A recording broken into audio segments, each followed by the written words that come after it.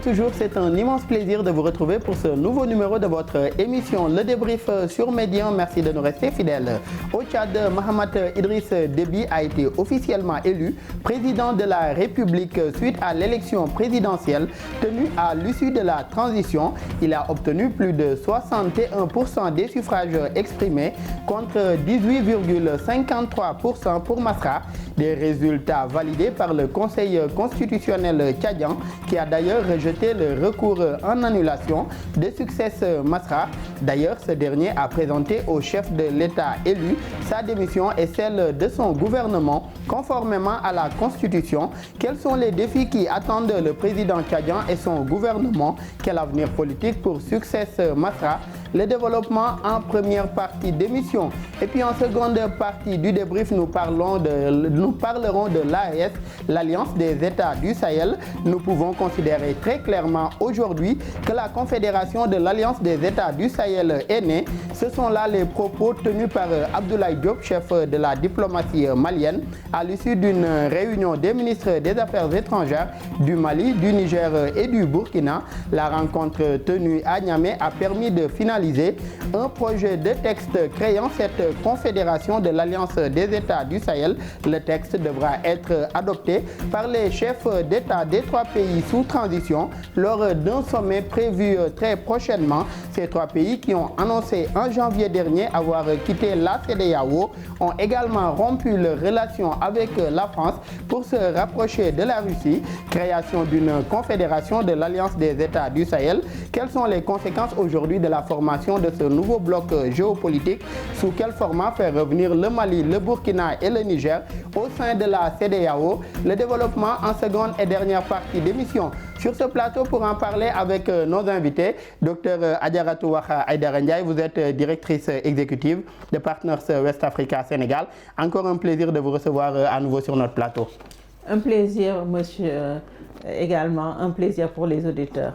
Merci également à votre co-débatteur, M. Mamadou Seck, spécialiste aussi en géopolitique. Un plaisir aussi, M. Seck, de vous recevoir à nouveau sur ce plateau. Vous savez bien, mon cher Daouda, que c'est toujours un plaisir de venir sur ce plateau de débrief. Je salue également tous les téléspectateurs. Je salue Madame Ndiaye. Et on espère que tout ce qu'on va dire ici sera profitable aux différents téléspectateurs. Merci. Nous l'espérons également et j'en reviens à vous, Dr Ndiaye. 3 ans de transition, une nouvelle constitution tchadienne et une promesse tenue d'organiser la présidentielle qui a été remportée d'ailleurs à 61% par Mahamat Idriss Déby. Quelle lecture faites-vous aujourd'hui du processus ayant abouti en tout cas à la fin de la transition tchadienne? On a mis fin à une transition, mais malheureusement sans la CEDEAO, sans l'Union africaine, excusez-moi, sachant que la CEMAC n'est pas une organisation qui marche comme la CEDEAO. Et, nous avons également des élections qui ont été contestées, mais au moins on va espérer donc un retour à un état de droit, à l'ordre constitutionnel, au retour de la démocratie, parce que il n'y a pas de contestation, bien qu'on sache que la paix n'est pas l'absence de guerre. Et on reste sur cette question-là, le retour à la démocratie. Aujourd'hui, durant ces 3 mois de transition, Mahamat a réussi à organiser un dialogue national dit inclusif, un dialogue politique également à Doha avec les groupes politico-militaires ayant abouti à des grâces et amnisties également de ces derniers. On a même vu un retour d'exilés, des groupes politico-militaires ou bien des rebelles qui étaient exilés, qui sont revenus au pays. Aujourd'hui, que pensez-vous de ces différents actes, autant pour moi, posés par le président de la transition, devenu actuellement président de la République? Et je rajoute qu'il a pu former un gouvernement d'union nationale avec comme Premier ministre M. Success Masra. Et en tant que défenseur des droits des femmes et des enfants, les gens ne le citent pas souvent, mais le président a été le premier à nommer une femme ministre de la femme, mais elle a été érigée au rang de ministre d'État, ministre de la Femme. Je pense que quand même, pour un pays où le grand défi est la cohésion sociale, il faut le dire, donc on a une fracture donc, entre les ethnies, donc les conflits, les tensions communautaires.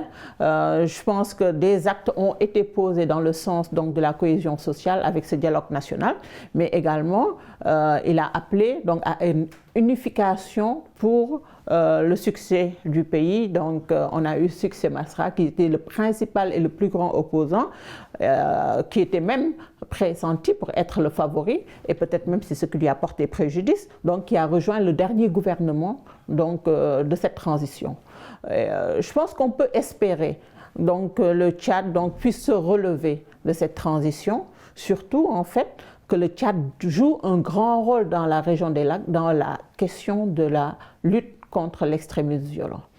Mais également, il reste les défis économiques, parce que avec cette transition et cette instabilité que le Tchad a traversée, il faut maintenant penser non seulement donc, au rétablissement de l'économie, donc de la vie sociale, de la cohésion nationale, donc, mais surtout également le rétablissement de la confiance entre les forces de l'ordre, les forces de sécurité, les forces de défense et de sécurité et les populations. Parce qu'aujourd'hui, les gens ont beaucoup déploré les accidents, les meurtres qu'il y a eu. Donc, juste pour fêter la victoire donc, de l'actuel président. Le 9 mai a enregistré des pertes en vies humaines. Et vous parliez tout à l'heure de la question économique également. Le Tchad aussi est un pays qui figure parmi les derniers par rapport à l'IDH, l'indice de développement humain.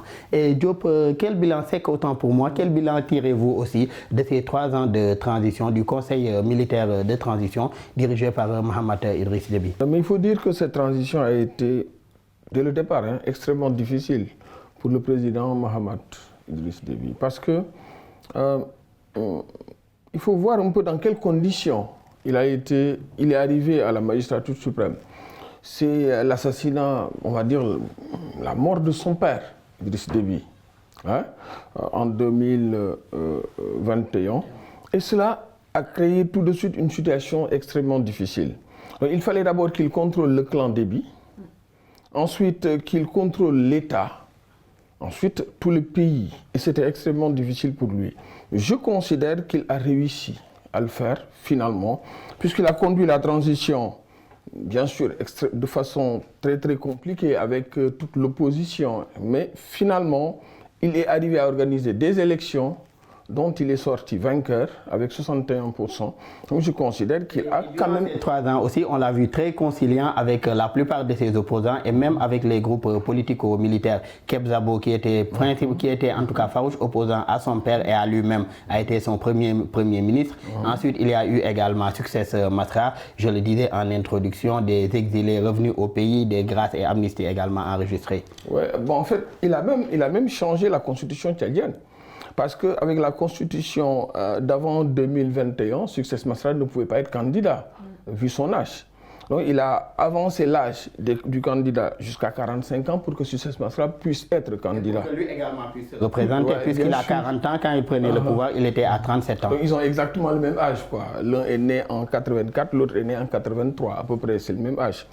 Mais je pense que son plus grand problème, c'était de contrôler le clan Déby, le clan Itno Déby. Et là, on a vu ces problèmes avec Yaya Dillo. On parle d'assassinat, mais je pense que c'était un problème intérieur au clan Déby finalement. Et l'un dans l'autre. Qui était aussi accusé de l'attaque de la maison, en tout cas du siège du renseignement tchadien. Et Yaya Dillo était soutenu par l'oncle de Mohamed Idno Déby, qui est Saleh Idno Déby. Donc vous voyez que c'est quand même un panier à crabe, quoi qu'on puisse dire. Et je pense que son plus grand problème, c'était de contrôler d'abord son clan, avant de passer au contrôle du pays et même de l'État tchadien, et notamment de l'armée. L'armée qui est quand même assez forte et puissante au Tchad. Son clan, le clan Zagawa, comme vous l'avez dit, et l'armée, il a été d'ailleurs installé à la suite du décès de son père par un collège de 15 généraux qui constituait ce conseil militaire de transition. Et docteur Ndiaye, d'autres acteurs de l'opposition tchadienne, qui sont par exemple la plateforme de la société civile Wakit Tama, avaient appelé au boycott de cette présidentielle en la qualifiant de mascarade. Que vous inspire aujourd'hui cette attitude de cette partie de l'opposition, puisque une partie est allée participer, à savoir les réformateurs de Success Masra. Une autre partie de l'opposition a préféré boycotter, soulignant aujourd'hui que c'était une élection gagnée d'avance. Aujourd'hui, quelle lecture faites-vous de cette partie de l'opposition qui avait préféré en tout cas boycotter cette élection qu'elle qualifiait de mascarade? Vous savez, on dit souvent la stratégie de la chaise vide porte toujours préjudice à ceux qui en font la promotion. On l'a vu au Sénégal, donc même qui est un pays quand même qui a montré donc sa maturité démocratique avec au moins 3 alternances démocratiques sans diffusion de sang. Et il ne faut pas oublier qu'on a aussi un troisième, donc l'ancien PM Albert Padaké aussi qui a participé à ces élections. Donc je suis pour dire en fait qu'ils sont dans leur droit et qu'ils sont dans leur rôle. Parce que aussi, c'est ça la politique. Donc ça montre quelque part quand même que la démocratie, même si elle est encore à parfaire au Tchad, quand même, l'espace civique n'est pas très restreint. Je dis bien très, donc entre guillemets. Parce qu'on a, comme vous l'avez dit tantôt, pour en faire partie, il a dû changer la constitution, donc pour abaisser donc l'âge de participation, mais également il a permis donc à d'autres partis politiques. On l'a vu au Sénégal avec le système de parrainage, donc on contrôle quelquefois en fait ses opposants. Donc ils sont dans leur droit donc de choisir donc de ne pas participer. Mais la vraie question, moi, celle que je pose aujourd'hui jusqu'à présent, c'est l'absence de l'Union africaine qui, à mon avis, est intolérable. Parce que quand même, l'Union africaine devrait superviser ces élections et faire des rapports. Que l'Union européenne soit absente, on peut le comprendre, mais l'Union africaine, quand même, devrait participer et quel que soit le rapport, donc l'Union africaine devrait rendre un rapport donc, par rapport à ces élections. Parce qu'aujourd'hui, comme vous le dites tantôt, on n'a aucun rapport officiel d'une organisation qui, comme l'Union africaine, a le devoir donc de se prononcer parce que le Tchad fait partie de l'Union africaine. Donc aujourd'hui, qui va contester les élections? Sur quelle base? Et quelle lecture faites-vous de cette absence de l'Union africaine? Aujourd'hui, l'Union européenne avait formé des observateurs nationaux qui devaient couvrir, en tout cas, ou bien veiller à l'observation de ce déroulement du scrutin. Malheureusement, certains d'entre eux n'ont pas pu également, pour certaines situations en place, n'ont pas pu s'assurer de la bonne observation de cette élection. Aujourd'hui, quelle lecture faites-vous de cette absence notée de l'Union africaine? Je ne vais pas être subjectif, mais je me dis peut-être c'est parce que le président de la commission donc, étant tchadien, donc on est à moins d'1 an donc, de la fin de sa mission, donc peut-être pour des raisons donc, liées donc, à sa nationalité, donc il n'a pas voulu engager l'organisation qu'elle dirige, peut-être. Mais peut-être il y a d'autres raisons économiques, diplomatiques, donc que nous ne comprenons pas. Donc c'est pour ça que je pose cette question parce que quand même, il y aura d'autres élections. Le Rwanda, on a vu également le président Kagame qui va se présenter. Qu'en sera-t-il donc de la position de l'Union africaine? Il y a une dizaine d'élections qui restent donc d'ici donc 1 année. Donc c'est une question donc essentielle qu'il faudrait résoudre. Et l'Union africaine qui avait des observateurs également durant la présidentielle du 24 mars tenue au Sénégal. Et c'est que Masra, principal challenger de Mahamat Idriss Déby, a été le candidat malheureux de cette présidentielle avec juste 18,53% des suffrages exprimés. Mais son recours en annulation ainsi que le retour de Padaké ont été rejetés par le Conseil constitutionnel tchadien. Quelle lecture faites-vous aujourd'hui du choix politique, puisque c'est un choix politique aussi, d'avoir accompagné en janvier 2024 le président de la transition Mahamat pour devenir son premier ministre. D'ailleurs, il a juste présenté sa démission après la tenue de la présidentielle. Donc jusqu'à la présidentielle, il était également premier ministre de son principal challenger. Je crois qu'il y a beaucoup de non-dits dans l'accord de Kinshasa qui a fait revenir Success Masra au Tchad avec une libération de beaucoup de prisonniers. Je pense qu'il y a beaucoup de non-dits. Et l'attitude de Success Masra par rapport à ces élections, en tout cas dans les contestations de ces élections, à mon sens, a été une attitude assez timorée. Parce qu'il a commencé par refuser les résultats. Bon, bien sûr, le système électoral tchadien n'est pas aussi transparent que ça. Par exemple, je donne juste un exemple, l'Agence nationale de gestion des élections au Tchad interdit qu'on photographie même les PV. Donc, et les PV ne sont pas affichés comme chez nous. Les PV ne sont pas affichés, les PV ne peuvent pas être photographiés. Donc les partis politiques ne peuvent pas en disposer pour sortir eux-mêmes le résultat. Il y a seulement... Succès Masra a été le premier à se dire que selon le logiciel qu'il utilise pour remonter ses résultats, il est sorti vainqueur. Mais ces résultats ont été peut-être remontés de façon verbale. Mais de façon écrite, il est interdit au Tchad de remonter des résultats. Donc ce qui se passe, je disais que son attitude est assez timorée. Hein? Cela se voit avec la présentation de sa démission qui s'est faite le 14. Mais si ce n'était pas aussi, Mamadou, est-ce que ce n'était pas aussi, est-ce que ce n'était pas pour éviter une autre effusion de sang? Si l'on sait qu'aujourd'hui, à la suite des manifestations qu'il y avait eu en octobre 2023 dans le pays, la plupart des pertes en vies humaines venaient de ses partisans, les réformateurs. Est-ce que ce n'était pas une sorte de sagesse pour éviter une autre effusion de sang et des pertes en vies humaines? Moi, je ne serais pas étonné si Succès Masra est reconduit Premier ministre. Ça ne m'étonnerait pas. Et cela arrangerait vraiment l'espace politique tchadien parce qu'il serait quand même assez dangereux par rapport à l'état même de la démocratie tchadienne actuellement, parce qu'il faut savoir que le Tchad est un pays extrêmement violent. Hein? On connaît bien son histoire depuis 1960. Alors ce serait bien que les deux personnalités politiques les plus importantes du Tchad, Mahamat Déby Itno et Succès Masra, se mettent encore ensemble pour le bien de ce pays. Mais pour la démocratie tchadienne également, est-ce qu'il ne serait pas bien que Mahamat aujourd'hui gouverne avec sa coalition pour un Tchad uni qui a remporté cette élection dès le premier tour et que Masra également est la coalition avec laquelle il était avant de rejoindre Mahamat, autant pour moi, ne retourne à l'opposition au moins pour garder cet équilibre que nécessite la démocratie?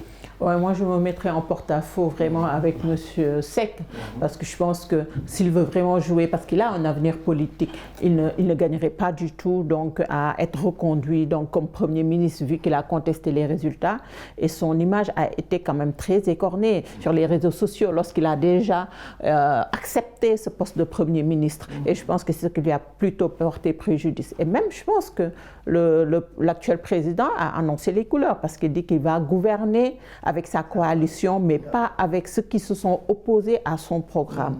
Et donc comme vous l'avez dit tantôt, pour faire vivre la démocratie, je pense que, et également pour l'avenir politique même de M. Succès Masra, je pense qu'il gagnerait à rester dans l'opposition et je pense que c'est vraiment salutaire qu'il ait accepté les résultats, même s'il pense que les résultats donc, sont des résultats donc, truqués, entre guillemets, comme ils le disent, mais pour la paix et la cohésion sociale, qu'il l'accepte et qu'il retourne dans l'opposition, je pense qu'il pourrait bien se positionner et donc vraiment pour un avenir donc, politique et même pour une image donc, du G5 Sahel parce qu'il ne faut pas oublier qu'aujourd'hui donc seule la Mauritanie et le Tchad sont restés dans le G5 Sahel et avec la crise donc, de l'AES, donc Succès pourrait donc jouer donc ce rôle donc qu'on attend de lui quand même pour faire vivre donc la démocratie, donc être un contre-pouvoir. Donc il faut bien qu'il y ait un contre-pouvoir dans ce pays, comme vous l'avez dit tantôt. Donc c'est une élection certes qu'on salue parce que ça met fin à une transition, parce qu'on a beaucoup donc, de gens donc, qui ne se préparent pas à une transition,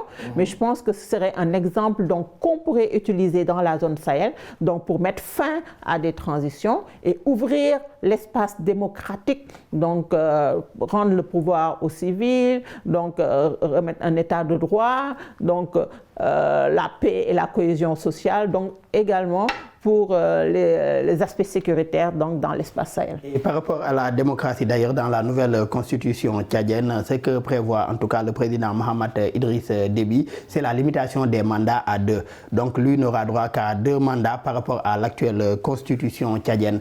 Et si on reste avec Succès Masra, parlant d'avenir, quel avenir politique aujourd'hui pour Succès Masra suite à tous les faits qui se sont déroulés et qu'on a rappelés depuis tout à l'heure?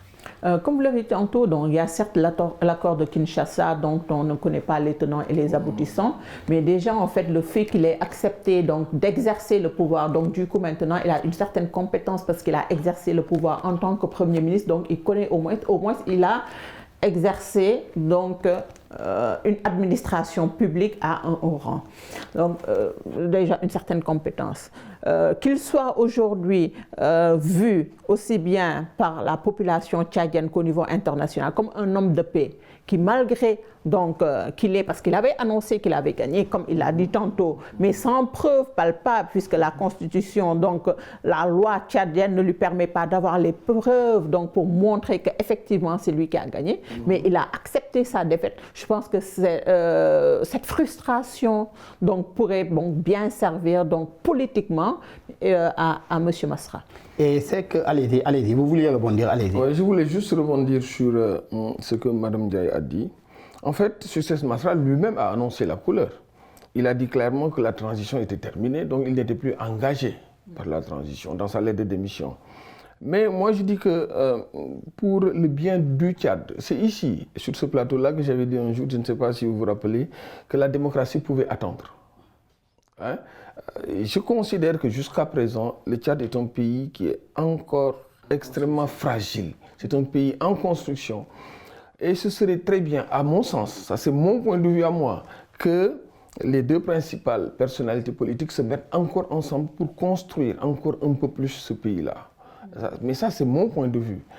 Il est évident que la démocratie réclame forcément un pouvoir qui gouverne et une opposition qui s'oppose. Ce serait très bien, mais je considère que le Tchad est encore assez fragile. Avec ce que vous venez de soulever, quels sont les défis selon vous qui attendent le nouvel homme fort ou bien le président élu, Mahamat Idriss Déby? Les défis sont immenses. Les défis sont immenses. Tout est à construire dans ce pays-là. D'abord, la stabilité politique, la stabilité nationale, elle est à construire.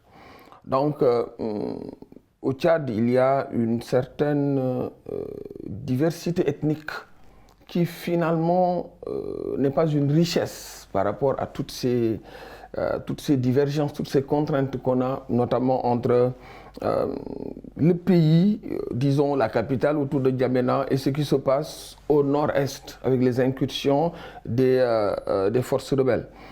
Il y a d'abord le problème de la sécurité et de la stabilité à régler. D'abord, ça je pense que c'est le premier défi qui n'est pas encore réglé. Mais il y a également tous les problèmes liés aux difficultés économiques et sociales au Tchad. Parce que le Tchad, c'est 70% de la population qui est encore jeune. Le Tchad, c'est 42% de la population qui n'arrive pas à régler les besoins primaires. Hein, donc qui est dans une situation de précarité. Alors, il y a également une déficience au niveau des infrastructures, routes, ponts. Donc c'est un pays à construire. Hein? Et il y a également, sur le plan strictement politique, hein, une démocratie à consolider. Donc je considère que c'est vraiment les 10 travaux d'Hercule pour le président Mahamat. Également de réformer l'armée tchadienne. Ah oui, parce que afin de lui faire retrouver en tout cas cette confiance entre les civils tchadiens et l'armée. C'est une armée qu'il faut rendre beaucoup plus professionnelle et beaucoup plus proche de la population. Bien sûr, c'est une armée extrêmement... Bon, on considère que c'est l'une des armées les plus puissantes d'Afrique occidentale, mais il faut la professionnaliser davantage. Par rapport aux urgences que vous venez de soulever, je précise que selon l'ONU, 5 700 000 personnes sont confrontées à l'insécurité même alimentaire au Tchad et le pays aussi figure parmi les derniers selon l'IDH, je le disais au tout début, l'indice de développement humain. Et après son élection aussi à la présidentielle du Tchad, comment restaurer cette confiance-là, Madame Ndiaye, cette confiance pour faire retrouver le calme à ce pays, surtout entre les acteurs de la société civile, de l'opposition et le président élu? Ben, comme ils viennent de le dire, donc c'est une armée de guerriers, certes, et une population très jeune.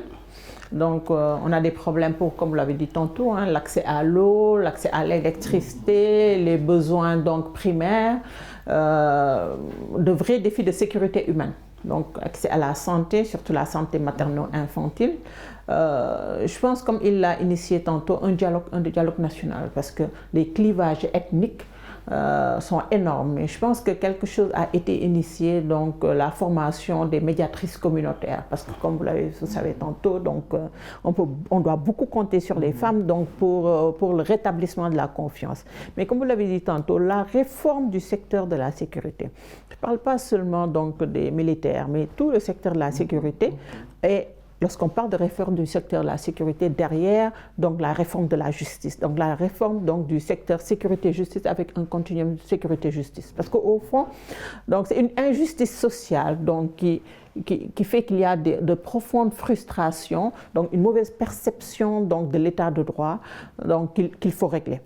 Et ça, pour le faire, je pense qu'il faut revenir sur les fondamentaux, mettre en place une vraie sécurité collaborative, donc une justice communautaire également. Utiliser également les mécanismes traditionnels et religieux, parce qu'il ne faut pas oublier quand même que le Tchad est un pays donc, où les gens sont très ancrés dans la tradition, donc très religieux. Donc utiliser, donc mixer donc, les mécanismes modernes et les mécanismes traditionnels et religieux donc, pour pouvoir rétablir la confiance d'abord entre les populations, ça veut dire entre les groupes ethniques. Donc sur les mécanismes endogènes. Mais également entre les populations et les gouvernants. Donc miser sur ces mécanismes endogènes tchadiens et essayer de les allier avec ces mécanismes modernes-là, en tout cas pour essayer de restaurer cette confiance-là entre l'État tchadien et ses administrés. Malheureusement, nous en sommes à la fin de la première partie du débrief. Dans la seconde partie, il sera question de parler de l'Alliance des États du Sahel et c'est tout de suite. De retour pour la seconde et dernière partie de votre émission Le Débrief. Monsieur Mamadou Seck, bien avant leur retrait de la CEDEAO en janvier dernier, le Mali, le Burkina et le Niger ont lancé l'Alliance des États du Sahel, AES, régie par la charte du Liptako Gourma. Que pensez-vous aujourd'hui de cette nouvelle alliance de ces pays sahéliens? Bon, en fait, je pense que c'est une alliance... souvent, on a l'habitude de parler d'alliance contre nature. Mais ici, on a une alliance assez homogène d'États qui sont dirigés par des juntes. Il y a le Mali avec Assimi Goïta, il y a le Niger avec Tchani et il y a le Burkina avec Traoré. Donc, ce sont des juntes qui se sont imposées au pouvoir par la force et qui, par la force des choses, face à la CEDEAO, sont obligés de se mettre ensemble. Cet ensemble-là, c'est à peu près 2 780 000 km². Sur les 6 millions de kilomètres carrés que compte l'Afrique occidentale. Donc c'est pratiquement plus du tiers. C'est également 68 millions d'habitants. C'est quand même un marché qui est là et qui est porteur. Donc sur le plan strictement factuel, et on va dire même sur le plan économique, on a des pays qui ont des richesses immenses. Autant le Niger, avec l'uranium, l'or, etc., que le Mali et le Burkina Faso. Maintenant, pourquoi ils se sont mis ensemble? C'est pour essentiellement des questions sécuritaires. Essentiellement, c'est pour des questions sécuritaires et c'est en réaction à la menace d'attaque de la CEDEAO pour faire partir un peu le président Tchani quand il a pris le pouvoir au Niger. Donc, je considère que c'est une alliance qui est normale. C'est une alliance de fait, c'est une alliance parce que ces États sont assez homogènes et ils sont en face du même danger. Point, on reste avec ces États que vous venez de citer tout à l'heure. Aujourd'hui, le Mali, le Burkina et le Niger qui étaient sous sanction également de la CEDEAO, vous l'avez rappelé, des pays qui disposent d'importantes ressources, donc d'une certaine richesse. Mais est-ce que également, autant la CEDEAO a besoin de ces pays, que ces pays également ont besoin de la CEDEAO, de cette zone économique-là? Mais il est clair qu'il y a même un autre lien que j'ai oublié, c'est que ces régimes sont globalement anti-français. Je vais dire comme ça. En tout cas, ils sont animés d'un sentiment anti-français. Maintenant, un sentiment anti-français ou un sentiment souverainiste, il faut bien voir. Pour répondre maintenant à votre question, est-ce que ces pays ont également besoin de la CEDEAO? On a vu pour le Niger. Le Nigeria a rouvert ses frontières avec le Niger. Et le Niger l'a fait sans consulter ni le Mali, ni le Burkina Faso. Parce que là, c'est des raisons, disons, internes, ponctuelles, qui sont là et que le Niger doit régler. Je suis absolument sûr que le Mali aura besoin toujours du Sénégal, notamment pour acheminer ses produits. Alors, est-ce que ces trois États vont rester ensemble, complètement ensemble, contre tous les autres États de la CEDEAO? Je ne le pense pas, parce qu'il y a quand même des contraintes. Et des contraintes de voisinage. Niger, Nigeria, Sénégal, Mali, Burkina Faso, Côte d'Ivoire, ces contraintes de voisinage les obligeraient forcément à discuter également avec les autres pays membres de la CEDEAO. Et des contraintes également liées à la libre circulation des personnes et des biens dans cette région ouest africaine-là.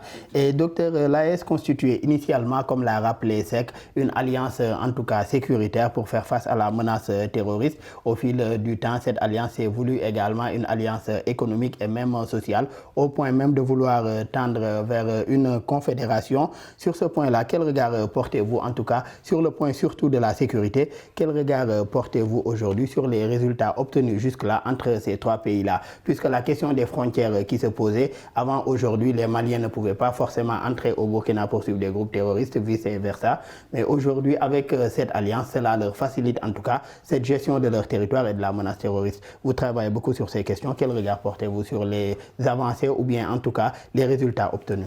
Je pense que, comme l'a dit tantôt M. Seck, en fait, la première mission de l'AES, c'était donc pour des questions sécuritaires, comme vous l'avez dit tantôt. Bien que ça soit un très vaste État, on sait qu'on a beaucoup de zones grises donc, dans la région donc, des trois frontières. Et donc, ils avaient donc ce besoin commun, donc ce besoin commun sécuritaire. Et comme vous l'avez dit tantôt, donc, ces trois pays devraient en fait, et c'est ce qu'ils ont essayé de faire, donc se donner la main afin de lutter contre l'ennemi commun qui est très difficile parce qu'on parle de guerre asymétrique, donc c'est surtout l'extrémisme violent, mais surtout la criminalité transfrontalière organisée qu'on oublie souvent. On parle souvent de l'extrémisme violent, vous savez, avec ses ressources, donc avec donc la circulation donc des ALPC, donc on oublie donc qu'il y a un vaste réseau aussi de trafic de drogue, donc de trafic, même de trafic de migrants qui est superposable. Donc c'est la carte donc de l'immigration clandestine, la carte en fait du trafic de drogue, la carte de l'extrémisme violent sont superposables. Donc qu'ils mettent ensemble leurs forces donc pour coopérer, pour pouvoir donc lutter contre ces défis sécuritaires, c'est de bonne guerre. Parce que le Sahel, comme on le dit, en fait, était vraiment le ventre mou donc, de l'Afrique de l'Ouest. Et ces trois pays, donc, à juste raison, donc, ils ne pouvaient pas aller seuls. Surtout comme on l'a dit tantôt, il y a eu des coups d'État, donc des juntes avec le retrait donc aussi des troupes onusiennes, mais également des troupes françaises. Il y a un gap donc à combler. Et je pense que c'est ce qu'ils ont essayé de faire avec les moyens limités, parce qu'il faut dire aussi que les moyens sont limités. Pourquoi? Parce qu'on a vu même qu'au Burkina, donc le pays le plus affecté aujourd'hui, parce qu'il faut dire que la crise sécuritaire donc, est la plus prenante au Burkina. Ils ont été obligés donc d'essayer de miser sur les civils avec les VDP. Qui ne sont pas aussi formés, il faut le dire. Le Mali a utilisé donc une armée, une milice privée, Wagner, donc parce qu'effectivement il y a des problèmes de formation, il y a des problèmes de moyens, de ressources donc au niveau de ces trucs. Il faut dire aussi que les défis sécuritaires donc suivent les grades également des présidents aujourd'hui. Donc je pense que sur ce point, on comprend donc ces pays, mais ce qu'on ne comprend pas, c'est pourquoi la sortie de la CEDEAO. Parce que quand même, à la CEDEAO quand même, la CEDEAO, les autres pays de la CEDEAO perdent certes, mais eux surtout. Certes, il faut faire le procès de la CEDEAO. Je pense qu'aujourd'hui, c'est parce que quelque part la CEDEAO n'a pas joué sur la diplomatie préventive. Et je pense que c'est ce qui nous manque aujourd'hui. Pas seulement au niveau de la CEDEAO, mais aujourd'hui au niveau même de l'Afrique. Tout à l'heure, on l'a dit avec le Tchad. Donc la diplomatie préventive pourrait peut-être prévenir aussi bien ces crises politiques, mais également les crises sociales que nous sommes en train de vivre donc, dans cet espace, donc CEDEAO et Sahel. Et M. Seck, l'Alliance tend d'ailleurs vers une confédération. Vous aviez commencé à développer sur la question, une confédération des États du Sahel. Les textes ont été élaborés à Niamey par les trois chefs de la diplomatie de ces pays. Quelles conséquences d'abord sur la CEDEAO de l'instauration d'une confédération d'États du Sahel qui appartiennent à cette région ouest africaine? Les présidents de la CEDEAO l'ont compris puisqu'ils parlent maintenant de plus en plus de discussions avec ces trois pays. Ils parlent de plus en plus de concertation. Et il ne cesse d'inviter aussi ces 3 pays à revenir dans la CEDEAO. Donc ça veut dire assister aujourd'hui à un retour du Mali, du Burkina et du Niger au sein de la CEDEAO. On peut être optimiste. Bon, vous savez, être optimiste, être pessimiste, on peut être réaliste, on va dire. Et ce qui serait bien, c'est que tous les pays de la CEDEAO se retrouvent et qu'ils reviennent dans le giron de la CEDEAO. Ça, c'est mon souhait peut-être. Hein. Et sous quel format peut-être ces pays-là pourraient revenir? Est-ce qu'aujourd'hui, au sein d'une confédération, on pourrait voir ces pays retourner au sein de la CEDEAO? Parce que de toute façon, la confédération n'est pas antinomique à l'existence de la CEDEAO. Ils peuvent avoir leur confédération. Comme ça a été le cas avec le G5 Sahel. Voilà, et rester quand même dans la CEDEAO. Et je considère que des pays comme le Sénégal, le nouveau régime du Sénégal peut jouer un rôle de conciliation et d'intermédiation pour que ces pays reviennent à de meilleurs sentiments. Et d'ailleurs, l'actuel président Bassirou Diomaye Faye est très attendu aussi par l'actuel président nigérian, également président de la CEDEAO, pour aujourd'hui, en tout cas, miser sur cette question-là, à savoir comment faire revenir ces 3 au sein de l'espace régional.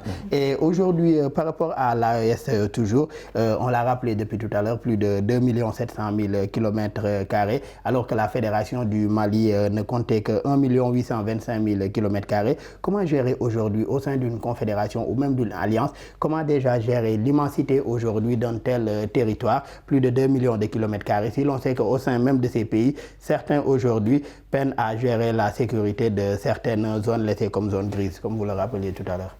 Vous savez, monsieur Sow, comme on l'a dit tantôt, nous avons les mécanismes endogènes, mais nous avons également la décentralisation.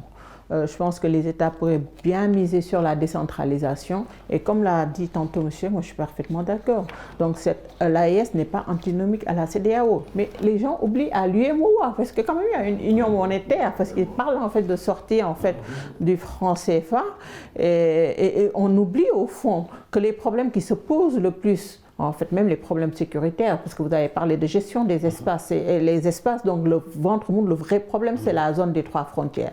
Et dans ces zones, qu'est-ce qu'on a? Des populations. Les populations aujourd'hui qui se réveillent donc au Mali, donc à Mopti, demain ils sont à Tillabéri, donc ces populations n'ont pas intérêt à ce que les frontières, donc par exemple entre le Niger et le Bénin soient fermées, entre le Sénégal et le Mali soient fermées, parce que ces populations qui vivent là-bas, donc ne pourraient pas se retrouver. Donc ne serait-ce que donc pour la gestion en fait des conflits transfrontaliers, mais également la gestion en fait de nos problèmes que nous avons en commun au niveau de ces frontières, ces pays n'ont pas intérêt, comme vous l'avez dit tantôt, donc, à sortir de l'espace CEDEAO. Et je rejoins M. Seck sur le rôle que pourrait jouer le Sénégal. Le Sénégal peut revenir en fait et reprendre sa place en fait dans la diplomatie, un grand diplomate avec le duo, comme on l'a dit tantôt, Sonko Diomaye, donc qui pourrait quand même aider donc ces pays de façon très stratégique à garder en fait leur groupe pour les aspects sécuritaires, mais à respect dans les États, donc au profit de l'intérêt commun donc de l'Afrique de l'Ouest. Sur cette question sécuritaire, tournant décisif aujourd'hui dans leur intégration régionale à travers une confédération de l'AES, le Mali, le Burkina et le Niger cherchent aussi à renforcer leur autonomie, selon eux en tout cas, en établissant de nouvelles alliances pour relever les défis sécuritaires. On les a vus se rapprocher aujourd'hui de pays comme la Chine, la Turquie, la Russie et rompre des relations avec d'autres anciens partenaires. Selon vous, comment cela pourrait en tout cas leur permettre de sécuriser davantage leur pays et contribuer à leur développement? On a vu aujourd'hui de plus en plus au Burkina ou bien même au Mali l'usage de plus en plus de drones par rapport au renseignement et par rapport au bombardement de certaines zones. Également l'usage d'autres types d'armes, en tout cas dans le cadre de la lutte contre le terrorisme. Ouais, on dirait en fait, comme on le dit tantôt, hein, la sécurité précède le développement. Il faut d'abord donc sécuriser donc ces zones. Donc je pense que c'est ce type de contrat qu'ils ont avec les pays que vous avez cités, les BRICS, comme on les appelle en général. Donc, et après, je pense qu'ils vont penser donc aux questions de développement. Mais pour les questions, en fait, pour le développement donc de ces terroirs, on ne peut pas compter sur les autres pays. Pourquoi? Parce qu'en fait, ces partenaires, comme on le dit tantôt, l'État n'a pas d'amis, l'État n'a que des intérêts. J'ai l'habitude de dire, moi, je n'ai pas vu la Chine développer un pays. Je n'ai pas vu la Russie développer un pays. Et ils ont été très francs au début. Ils ont dit, en fait, c'est un partenariat gagnant-gagnant. Il ne faut pas qu'on continue à être émotif. Donc, ça veut dire, en fait, Pour des questions sécuritaires, donc c'est les ventes d'armes, donc les échanges donc sécuritaires. Est-ce qu'ils forment? Ils ne forment pas parce que la preuve, c'est une milice privée qui ne respecte même pas le droit international donc, qui a été envoyé donc, au Mali. Donc, lorsqu'on veut régler nos problèmes, certes, on a des problèmes avec les autres partenaires, mais qui sont nos nouveaux partenaires? Qu'est-ce qu'ils nous apportent? Qu'est-ce qu'ils apportent à nos populations? C'est-à-dire qu'aujourd'hui, on doit pouvoir compter sur les ressources, donc être assez intelligente pour avoir d'abord un transfert de compétences pour que ces populations qui sont au niveau des zones minières, qui sont au niveau des zones où on a l'uranium et tout, puissent explorer donc ces ressources qui sont très chères et pouvoir le vendre. Dans les zones comme le Sénégal, on est en train de le faire, agricoles, développer donc l'agriculture, la pastoralisme, donc chercher notre souveraineté alimentaire. Et qu'est-ce qu'on gagnerait avec ces autres partenaires? Peut-être c'est le transfert de compétences, les ressources, les moyens qu'ils ont, mais ne pas s'attendre à de l'aide. Je pense que c'est comme ça qu'on pourrait donc arriver à développer, parce que ce que attendent nos populations, la réduction donc du coût de vie ne passera que par le panier de la ménagère. Et le panier de la ménagère, c'est quoi? C'est manger à sa faim, moins cher, accéder à l'eau, parce que c'est la femme qui va chercher l'eau, et avoir donc le minimum vital pour nos enfants, pour que demain, nos enfants puissent avoir une éducation civique, la citoyenneté, le sentiment d'appartenance, pour ne pas donc prendre les pirogues ou bien les voies du Sahel pour aller développer d'autres pays, mais rester chez soi et développer notre pays. Et tous ces points que vous venez de soulever d'ailleurs sont des compétences en tout cas dévolues à nos États, dévolues au pouvoir public et non à des partenaires étrangers. Et selon vous, c'est que quels enjeux en tout cas de ces jeux d'alliance entre ces pays du Sahel et ces pays des BRICS? Puisqu'on a constaté des relations davantage renforcées au fil des années et sous les transitions. Je pense qu'il faut voir cela de façon globale. On a une nouvelle guerre froide, c'est clair, entre les pays du Nord traditionnels et ce qu'on appelle le Sud global. Et là, j'intègre la Russie dans le Sud global. C'est la Chine, la Russie, l'Iran, la Turquie dans une certaine mesure, même la Corée du Nord, quelque part, hein, sur le plan géostratégique, je veux dire. Alors, cette alliance, cette guerre froide entre ces deux forces hein, se retrouve également sur le continent africain. On a vu la Russie en Centrafrique, hein, de plus en plus. Maintenant, au niveau du Sahel, on sent également que ces trois États se rapprochent de plus en plus de la Russie. C'est dans un cadre global, je dis bien. Maintenant, qu'est-ce qu'ils pourraient, ces États-là, tirer de cette aide quelque part, hein, ou bien ce rapprochement avec la Russie? Moi, je crois que sur le plan strictement sécuritaire, peut-être qu'il pourrait avoir quelque chose avec les drones, avec les satellites, etc. Mais sur le plan du développement économique et social, je ne vois pas, comme l'a dit tout de suite Mme Ndiaye, la Russie ou la Chine développer un pays. Et au-delà même de tout cela, je pense qu'il faut mener la réflexion vers une certaine forme de souveraineté nationale. Ne pas remplacer un dominant par un autre dominant, mais mettre en place des structures nationales par rapport au développement qui permettraient peut-être hein, de s'affranchir hein, d'une domination par rapport à une autre. Je vois quelque part foisonner des drapeaux russes au Mali, au Burkina, j'en ai même vu au Sénégal pendant une manifestation. Et là, j'ai eu peur. Parce que je ne pense pas que la Russie puisse sauver. Ne pas remplacer aujourd'hui une domination par une autre domination. Il y a un problème qui a été soulevé tout au long aussi de cette émission, c'est la question de l'enclavement de ces pays-là du Sahel, que ce soit le Mali, le Burkina ou bien le Niger, ce qui constitue un handicap pour ces pays sahéliens-là. Aujourd'hui, il y a une initiative en cours, en tout cas, qui s'appelle l'initiative royale du Maroc de l'accès des pays du Sahel à l'Atlantique. Il s'agit d'ouvrir les façades maritimes du Maroc par Tanger pour la Méditerranée ou par Dakhla pour l'Atlantique à 4 pays du Sahel que sont ces pays de l'AES et le Tchad également. Aujourd'hui, comment une initiative comme celle du Maroc pourrait être une solution, en tout cas pourrait constituer une solution ou un début de solution au désenclavement de ces pays du Sahel? Là, je vais signer des deux mains pour ce qu'on pourrait appeler la coopération sud-sud, et notamment la coopération intra-africaine. Parce que le Maroc, quelque part, de par ses relations séculaires avec les pays de l'Afrique occidentale, le Maroc est un partenaire important, sûr, qui est capable de mettre les moyens financiers, les moyens technologiques pour qu'on puisse sortir un peu de cette situation de précarité. Donc, je considère que cette initiative, elle est bonne. En tout cas, moi, je préfère qu'on coopère avec le Maroc plutôt que d'aller chercher la Chine ou la Russie, etc. Et donc, je considère que le Maroc, de plus en plus, intervient de façon économique et financière en Afrique de l'Ouest. Et un dernier point aujourd'hui, comment la redynamisation du chemin de fer entre Dakar, Bamako et entre Bamako ou bien ces pays du Sahel et les autres pays pourrait davantage constituer aussi une solution à leur désenclavement? Vous savez, M. Sow, vos questions poussent à une réflexion beaucoup plus importante, au-delà même de l'AES. Et vos questions montrent que de toute façon, l'AES en elle-même ne peut pas être viable. Il faut une ouverture. Vers les autres pays de la CEDEAO, j'ai parlé tout de suite des liens entre le Burkina Faso et la Côte d'Ivoire, entre le Niger et le Nigeria, entre le Mali et le Sénégal, mais au-delà, il y a la Mauritanie, il y a le Maroc, il y a donc un ensemble qu'il faut construire. D'où l'intérêt pour ces pays-là de davantage s'ouvrir aujourd'hui, puisque face en tout cas à la globalisation, aucun pays ne peut vivre à huis clos ou entre trois seulement. Malheureusement, nous en sommes à la fin de cette émission. Je rappelle que nous recevions Madame Adjaratou Waha Aïdara Ndiaye, directrice exécutive de Partners West Africa Sénégal. Encore merci d'avoir été avec nous. Merci M. Sow et également merci M.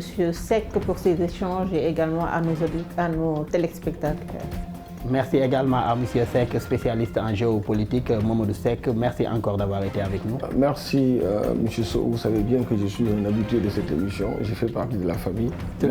Merci également. Merci aussi à nos collègues de l'équipe technique pour les facilitations et pour la réalisation de cette émission. Merci à vous tous qui nous suivez et très bonne suite de programme sur nos antennes.